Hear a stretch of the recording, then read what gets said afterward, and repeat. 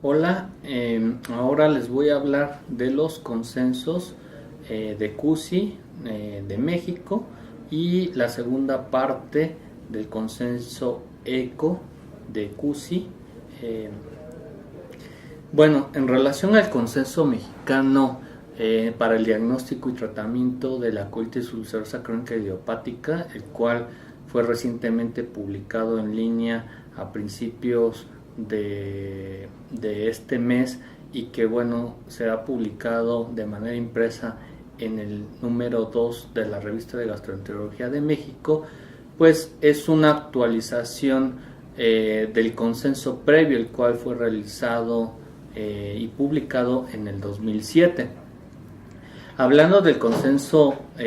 actual, pues bueno, este consenso se convocó a 30 médicos de diferentes disciplinas, gastroenterólogos, especialistas en enfermedad inflamatoria intestinal, cirujanos de colon y recto, endoscopistas y patólogos. Y bueno, estuvo dividido en 4 secciones. La primera fue enfocada a epidemiología, la segunda en diagnóstico, la tercera en tratamiento médico y la cuarta en tratamiento quirúrgico. Y bueno, les voy a resaltar los enunciados, digamos, pues más relevantes, actualizados de este consenso. Por ejemplo, en la parte de epidemiología, bueno, el enunciado 1.1 habla que bueno, los estudios que hay disponibles en nuestro país muestran un incremento de hasta 3 veces la tasa ajustada de la incidencia de CUSI, y esto en los últimos 20 años. Esto fue un porcentaje de acuerdo del 77% con grado de recomendación C. Pasando a la otra parte de la sección, por ejemplo, en la parte del diagnóstico, se menciona que bueno, los niveles de velocidad de sedimentación globular, de proteína C reactiva y de calprotectina fecal son útiles para evaluar la actividad en pacientes con CUSI y también su respuesta al tratamiento, con un porcentaje de acuerdo del 97% y un grado de recomendación C.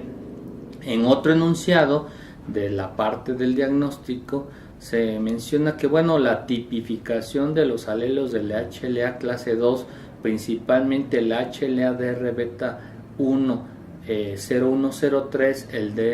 HLA-DR 15 y el HLA-DR beta 1 0107,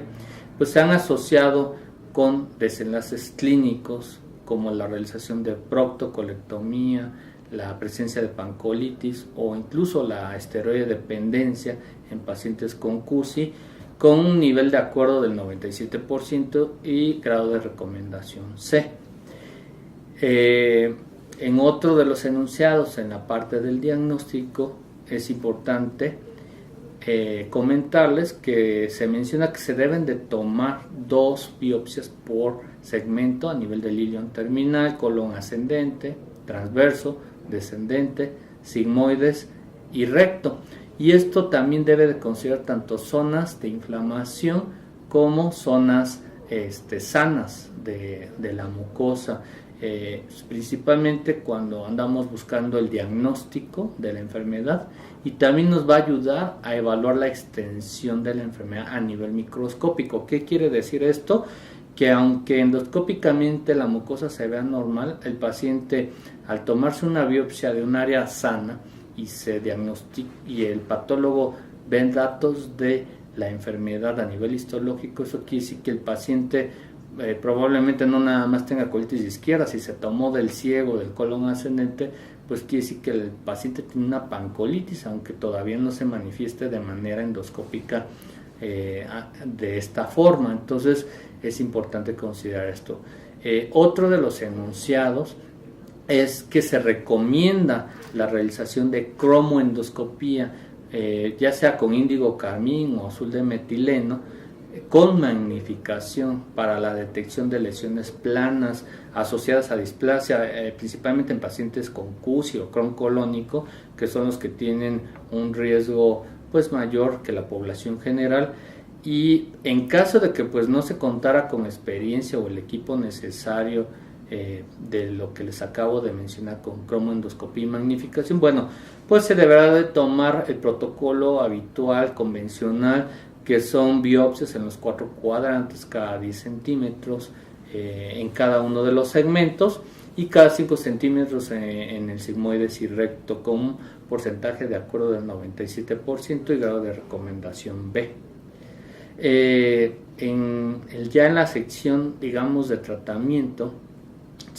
uno de los enunciados novedosos destaca que, bueno, en pacientes con CUSI con actividad leve a moderada de cualquier extensión,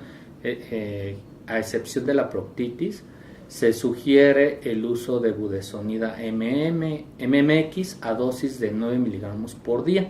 Este tratamiento es por vía oral como tratamiento alternativo para inducir la remisión clínica con un porcentaje de acuerdo del 84% y un grado de recomendación B. En otro enunciado en cuanto al tratamiento, también se recomienda la evaluación de la falta de respuesta sintomática en pacientes con CUSI a la terapia de inducción con terapia biológica anti-TNF, es decir, antifactor de necrosis tumoral alfa, a las 8 a 12 semanas, con la finalidad de evaluar la necesidad de modificar la terapia con un porcentaje de acuerdo del 100% y un grado de recomendación B. En pacientes que llegan a tener una respuesta subóptima al tratamiento a la terapia biológica anti-TNF, pues se recomienda optimizar la dosis mediante la medición de niveles terapéuticos y de inmunogenicidad, pues siempre y cuando estén disponibles en la institución o se puedan realizar fuera del país con un porcentaje de acuerdo del 100% y un grado de recomendación B.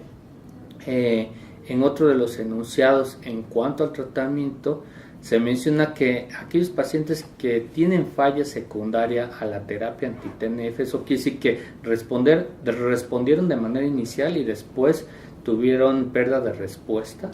se recomienda cambiar a otra terapia anti-TNF o bien a una terapia de un mecanismo diferente como el vedolizumab, que es una terapia dirigido contra las integrinas, específicamente contra la subunidad alfa 4 beta 7.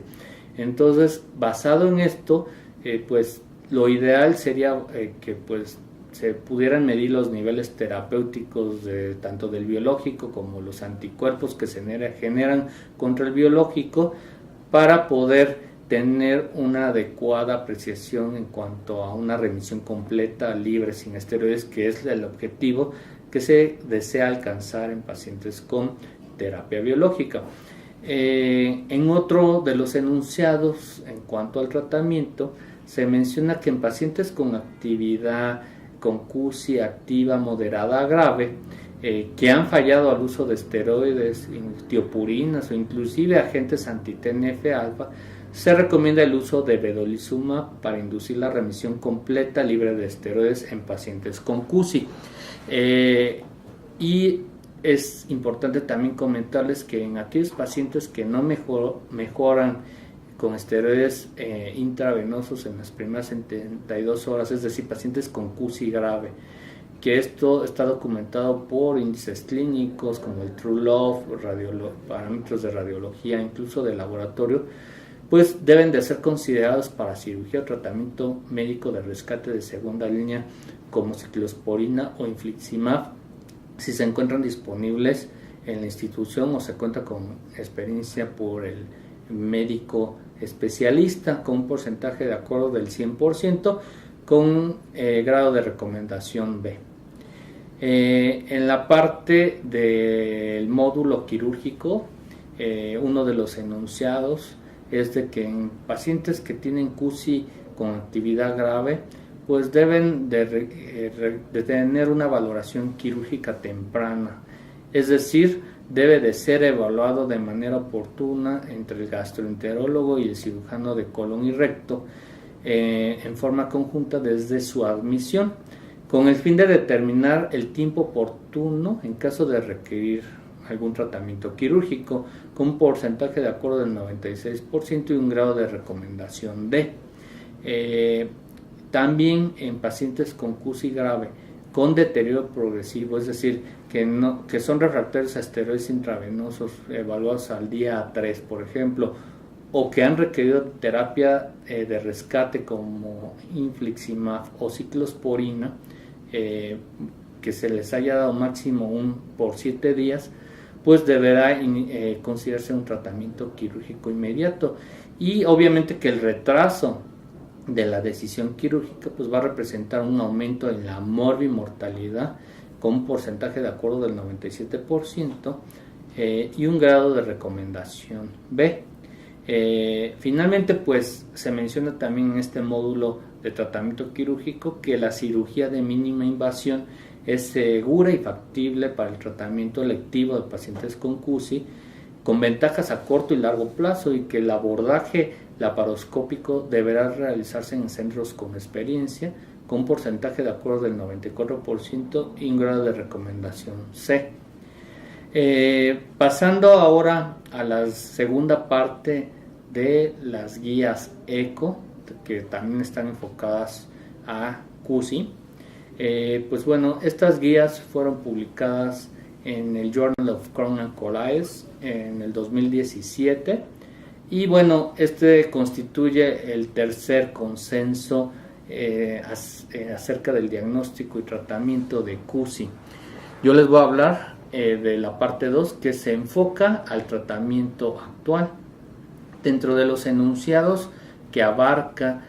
consenso ECO en su segunda parte, pues uno es en cuanto al tratamiento médico en pacientes con actividad de CUSI, y bueno, ahí se consideran pues el escenario de la mesalazina oral y tópica, obviamente en pacientes con actividad leve a moderada, y también aquellos pacientes que tienen moderada a grave, pues hay que considerar esteroides sistémicos inclusive, o pacientes con actividad de leve moderada pueden considerarse también esteroides tópicos como la budesonida MMX. Los inhibidores de calcineurina como ciclosporina y tacrolimus también son parte del tratamiento de pacientes con actividad con CUSI, y obviamente la terapia anti-TNF y actualmente los biocomparables en nuestro país, que así se llaman, forman parte del tratamiento médico. Y bueno, también hay varios terapias que tienen que ver con el mantenimiento de la remisión, que los vamos a ir desglosando poco a poco, en donde bueno, ahí va enfocado mucho a la mesalazina oral y tópica, las tiopurinas, y también a la terapia biológica enfocada a anti-TNF y a las integrinas, principalmente vedolizumab. En cuanto a los enunciados del consenso ECO en relación a pacientes con CUSI que tienen proctitis, pues se recomienda la aplicación de un supositorio por vía rectal de 1 gramo una vez al día, que es el tratamiento en pacientes con proctitis leve a moderada. También se recomienda la espuma de mesalazina o los enemas de mesalazina como una alternativa, pero los supositorios son más efectivos en el recto y son mejor tolerados que los enemas. La mesalazina es más efectiva que los esteroides tópicos, y la combinación de mesalazina tópica con tomada, o sea por vía oral, es mucho más efectiva que la administración de esteroides tópicos. En otro de los enunciados de este consenso, considerando pacientes con CUSI con colitis izquierda o distal, pues se menciona que bueno, para aquellos pacientes que tienen colitis izquierda de leve a moderada,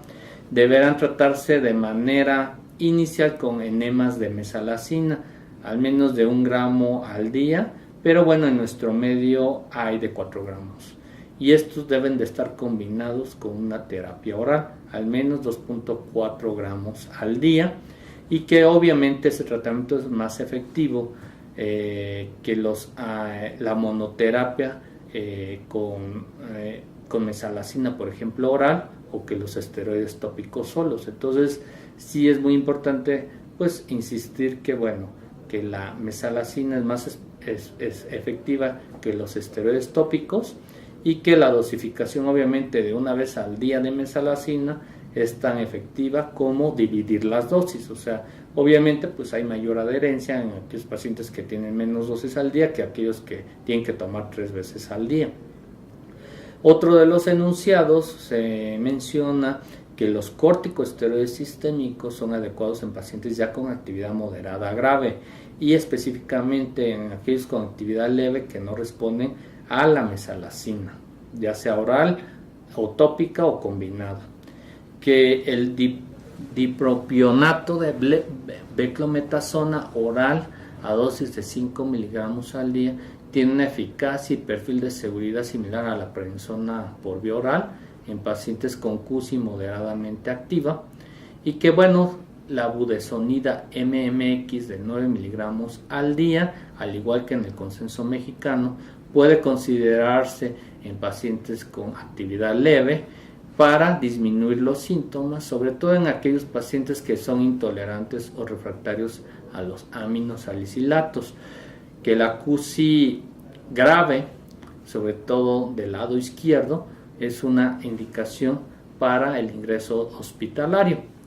Cuando consideramos, por ejemplo, el tratamiento en cuanto a pancolitis o colitis extensa, y cuál es la diferencia de estos dos, es que la pancolitis afecta a la totalidad del colon, mientras que la colitis extensa, bueno, se refiere que llega a afectar más allá del ángulo hepático, que para finalmente de cuentas es lo mismo. Entonces, en pacientes con esta extensión, con actividad leve a moderada, deben de ser tratados de manera inicial con enemas de mesalazina, al menos 1 gramo al día, combinado con mesalazina oral, más de 2.4 gramos al día, y que bueno, la dosificación una vez al día nuevamente de mesalazina es tan efectiva como las dosis divididas, y que obviamente los corticosteroides sistémicos son adecuados en pacientes con actividad moderada grave, y que en aquellos con que tengan actividad leve que no respondan a mesalazina, pues es un escenario también. Pacientes que tengan esta extensión con una actividad grave también deben de ser ingresados al hospital para tratamiento hospitalario. Es importante comentarles que pacientes que tienen una actividad grave de acuerdo a los criterios de True-Love and Wits, como una diarrea sanguinolenta, es decir, más de 6 evacuaciones al día, con cualquier signo de toxicidad sistémica, es decir, taquicardia, fiebre, niveles de hemoglobina bajo, por abajo de 10.5 gramos por decilitro, elevación de la velocidad de sedimentación globular por arriba de 30 o de la proteína C reactiva por arriba de 30 miligramos por litro, deben de ser también hospitalizados. O sea, este escenario son pacientes con CUSI grave que deben de ser ingresados al hospital, y que bueno, aquellos pacientes que tengan otras comorbilidades o enfermedades o que tengan más de 60 años también tienen mayor riesgo de mortalidad, y debe de ser pues considerado de manera específica en este grupo de pacientes. El tratamiento habitual inicial recomendado para pacientes con CUSI grave son los esteroides intravenosos. Principalmente pues se da hidrocortisona de 100 miligramos, ya sea cada 6 o cada 8 horas. La monoterapia con ciclosporina intravenosa es una alternativa, especialmente en los casos que tengan eventos graves a los esteroides, o como terapia de rescate. Todos los pacientes con CUSI grave pues deben de tener un acceso intravenoso, a ser hidratados de manera adecuada e iniciarse pues anticoagulación con heparina de bajo peso molecular como tromboprofilaxis. Obviamente hay que corregir si existen anomalías electrolíticas y la anemia, sobre todo específicamente en pacientes que tengan datos de síndrome anémico. Se recomienda que el cuidado de estos pacientes con CUSI grave sea basado en un equipo multidisciplinario, que sean principalmente liderados por el gastroenterólogo y el cirujano de colon y recto. En cuanto a la respuesta a los esteroides intravenosos en pacientes con CUSI grave, deberá evaluarse al tercer día, y aquellos pacientes en donde no exista una respuesta a los corticosteroides deben de considerarse una terapia de rescate, la cual puede ser ciclosporina, infliximab, tacrolimus o bien cirugía si no se cuenta con los tratamientos médicos antes mencionados. La colectomía se llega a recomendar en aquellos pacientes que no responden a la terapia de rescate, es decir, con ciclosporina o con infliximab o tacrolimus, después de 4 a 7 días de estar con este tratamiento. Aquellos pacientes que son esteroide dependientes deben de ser tratados con una tiopurina o bien con una terapia anti-TNF. Preferiblemente, si se va a iniciar infliximab, pues debe de ir combinado con alguna tiopurina, o también puede darse tratamiento con monoterapia. También se puede administrar vedolizumab, o en casos así realmente distantes hay poca evidencia, pero las guías ECO llegan a recomendar también la administración de metotrexato. En caso de que este tratamiento fracase, es decir, hay refractariedad al tratamiento médico, y se debe de considerar tratamientos de tipo biológico como anti-TNF, vedolizumab o inclusive la colectomía de manera electiva. Aquellos pacientes que tienen CUSI con actividad moderada, que son refractarios a esteroides vía oral, pues deben de ser hospitalizados para terapia endovenosa o intravenosa de esteroides, o bien si tienen disponibilidad de terapia anti-TNF, pues puede administrarse también esta. Preferiblemente, si van a dar terapia anti-TNF con infliximab, pues debe de combinarse con tiopurinas, y como mencionábamos en el enunciado anterior, también se puede dar vedolizumab o tacrolimus. El tratamiento médico de segunda línea con una terapia anti-TNF diferente, pues es otra opción. Es decir, si el paciente está con infliximab y perdió respuesta, se puede cambiar a adalimumab o viceversa, o bien darse otro biológico de diferente mecanismo de acción, como el vedolizumab, que bloquea de manera específica las subunidades alfa 4 y beta 7 de las integrinas, que pueden ser una opción previo a la colectomía. Por ejemplo, pacientes con CUSI moderada que son refractarios a tiopurinas, pues no hay duda que deben de ser tratados con terapia anti-TNF,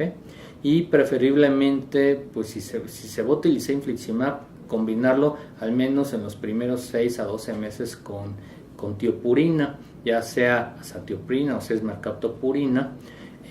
Y también hay la opción de administrar de vedolizumab. En caso de que exista falla al tratamiento, pues debe de darse otra terapia anti-TNF diferente, como mencionábamos, o vedolizumab, o incluso colectomía si no se tienen disponibles estos tratamientos en el sistema de salud o en el hospital donde ustedes estén. Ahora vamos a pasar a la parte de tratamiento, pero ya en la fase de mantenimiento de la remisión. Y bueno, obviamente, como ustedes conocen, el objetivo del mantenimiento de la remisión en pacientes con CUSI, pues idealmente es definida clínicamente, pero también endoscópicamente, e idealmente libre de esteroides en aquellos que no sean dependientes a los mismos. Y uno de los enunciados de ECO en cuanto a este tratamiento de mantenimiento es que pues el tratamiento debe de ser a largo plazo para prácticamente todos los pacientes, y que la terapia intermitente llega a ser aceptable, pero solamente en el subgrupo de pacientes que llegan a tener proctitis, porque pues es el espectro más benigno de la enfermedad, que bueno, ahí puede estar basado a criterio clínico y endoscópico.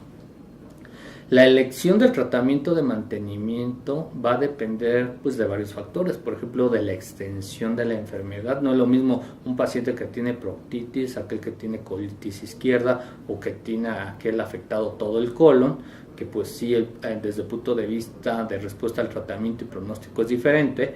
El curso de la enfermedad, que pues hay 4 diferentes cursos de la enfermedad, aquellos pacientes por ejemplo que están inicialmente activos y después se mantienen en remisión por mucho tiempo, que es diferente a aquellos que tienen actividad intermitente continua, es decir, que tienen 2 o menos recaídas por año, o aquel que tiene actividad continua, que se la pasa activo todo el año, o bien el escenario más raro de pacientes que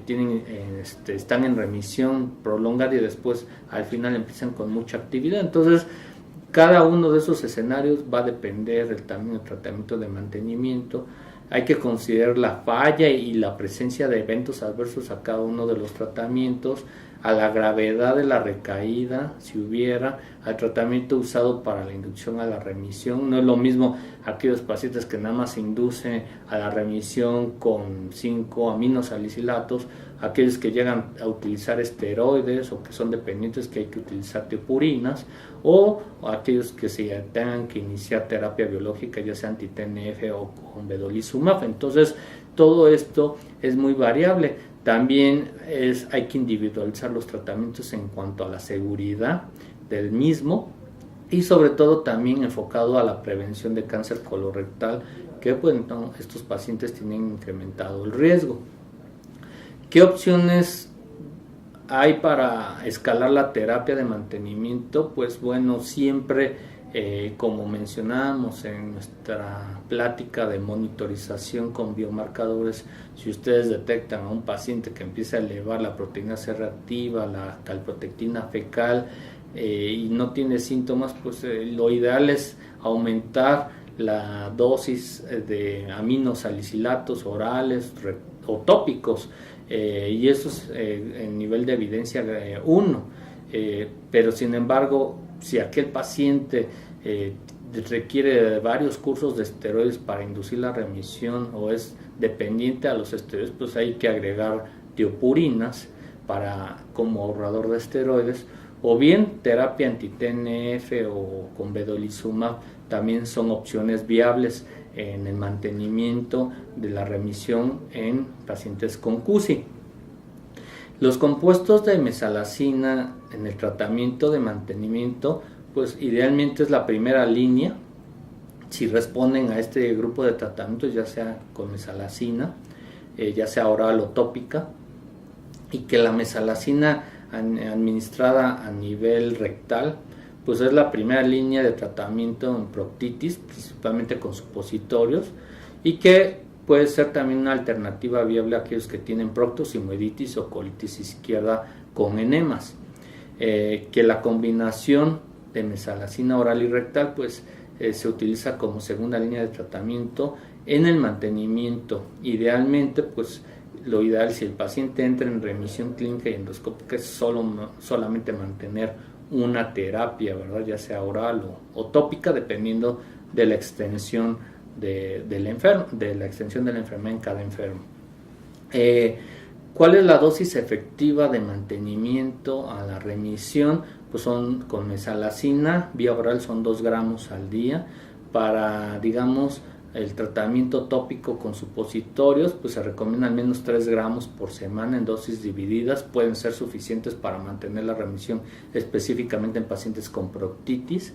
Que la administración una vez al día de mesalazina, pues es el régimen preferido porque hay mayor apego al tratamiento, y que bueno, la sulfasalazina es igual de efectiva que la mesalazina, y que las preparaciones de mesalazina por vía oral se prefieren para reducir pues la toxicidad o los eventos adversos que pueda producir la sulfasalazina, que a veces son muy elevados o los pacientes son intolerantes a la sulfasalazina. Las tiopurinas se recomiendan para pacientes con actividad leve a moderada que han presentado recaídas a pesar con dosis adecuadas de mesalazina, o aquellos que no toleran de la mesalazina y que dependen de los esteroides, como comentábamos. Entonces es un grupo de medicamentos que exclusivamente se dan en el mantenimiento de la remisión, pero que se utilizan principalmente como ahorradores de esteroides en pacientes que requieren múltiples ciclos de este grupo de medicamentos, ¿no? Que finalmente pueden ser tóxicos cuando se administran por tiempos pues muy prolongados, por arriba de un año, de manera continua a dosis muy altas. Y en pacientes también que no respondan a ciclosporina o tacrolimus pueden ser consideradas las tiopurinas. En aquellos pacientes que llegan a responder a la terapia anti-TNF, ya sea infliximab, adalimumab, golimumab o certolizumab pegol, pues se debe de continuar la terapia anti-TNF, ya sea con o sin tiopurinas. Hay que individualizar los casos, y que bueno, el mantenimiento con tiopurina es una opción, es una alternativa, pero bueno, se puede también continuar con monoterapia de mantenimiento con este tipo de tratamiento. La terapia biológica, ya sea con anti-TNF o vedolizumab, se pueden usar como primera línea de terapia biológica, y esto pues hay que individualizar cada uno de los casos, ¿verdad? No todos los pacientes van a ser tratados, pero hay que individualizar cada caso para, como hemos visto en este curso, poder dar, no sobretratar a todos los pacientes ni tampoco infratratar a todos los enfermos. Para el mantenimiento de la remisión en pacientes sin tratamiento previo con CUSI grave, que responden a los esteroides o a la ciclosporina, tacrolimus o tiopurinas, pues este tratamiento es apropiado de continuarlo como en el mantenimiento de la remisión. Y a aquellos pacientes que se les llegue a dar infliximab, deben de continuar con el mismo, ya sea con o sin tiopurinas, y que bueno, el mantenimiento con tiopurinas es una alternativa, como mencionábamos previamente. También el tratamiento de mantenimiento de la remisión con mesalazina, de esto debe ser a largo plazo, y también tiene cierto efecto en la quimioprevención para reducir el riesgo de cáncer colorectal, específicamente en enfermos con CUSI. Ninguna recomendación puede ser puede ser prolongada, sobre todo cuando se trate de terapias como la azatioprina, anti-TNF o vedolizumab, aunque el uso de el prolongado de estos medicamentos son necesarios. Es decir, hay que individualizar cada caso y con esto decidir qué terapia se pueda mantener a largo plazo, dependiendo del perfil de riesgo y de seguridad para cada uno de los pacientes, y siempre pues en comunicación estrecha con ellos. Otro de los aspectos importantes que muestran en esta segunda parte del consenso ECO es que bueno, es la clínica de transición de niños cuando ya son de niños adultos, por ejemplo. Entonces esta clínica de transición de adolescente a adulto debe ser coordinada por un pediatra y también un equipo de adultos. Por lo generalmente se hace a la mitad de la adolescencia, dependiendo del desarrollo obviamente de cada paciente y la disponibilidad en cada uno de los hospitales de gastroenterólogos pediatras y de gastroenterólogos de adultos. Entonces, pero bueno, esto se está apenas desarrollando de manera en los principales países de Norteamérica y Europa, y bueno, será importante pues considerarlo en futuro en nuestro país. La transición habitualmente es exitosa cuando se conjuntan los pediatras y los gastroenterólogos de adulto para cuestiones de visitas, de hablar con los médicos, de que entiendan su enfermedad, y esto pues considerando siempre pues los riesgos, los beneficios y la adherencia de los tratamientos, que es muy importante en esta etapa de la vida, que habitualmente a veces no se adhieren muy bien a los tratamientos. Entonces es muy importante la comunicación con este grupo de pacientes que están en en transición de niño a adulto. Y esto sería todo. Muchas gracias por su atención.